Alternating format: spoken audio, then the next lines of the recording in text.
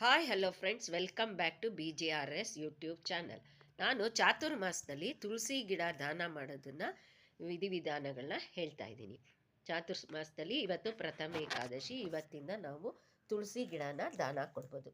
ಮೊದಲು ತುಳಸಿ ಗಿಡನ ಇಟ್ಕೊಂಡು ಅದಕ್ಕೆ ಒಂದು ಚಿಕ್ಕದಾದ ಕೃಷ್ಣ, ಅಂಬೆಗಾಲ್ ಕೃಷ್ಣ, ನೀವು ಬೆಳ್ಳಿ, ತಾಮ್ರ, ಹಿತ್ತಾಳೆ ಯಾವ್ದು ಬೇಕಾದ್ರೂ ಇಟ್ಕೋಬೋದು. ಇದಕ್ಕೆ ನಾವು ಅರ್ಶಿನ ಕುಂಕುಮ ಪೂಜೆ ಮಾಡಿ ಗೆಜ್ಜೆಸ್ತ್ರ ಏರಿಸಿ, ಮತ್ತು ನಾನು ಇಲ್ಲೊಂದಿಷ್ಟು ಹೂ ಬತ್ತಿ, ಗೆಜ್ಜೆಸ್ತ್ರ, ಅರಿಶಿನ, ಕುಂಕುಮ, ಕೊಬ್ಬರಿ ಸಕ್ಕರೆ, ಬಿಳಿ ಸಕ್ಕರೆನೇ ಇವಾಗ ಬರೋದು, ಯಾಕೆಂದರೆ ಇವತ್ತಿಂದ ನಮಗೆ ಶಾಖವ್ರತ ಶುರು ಆಗುತ್ತೆ.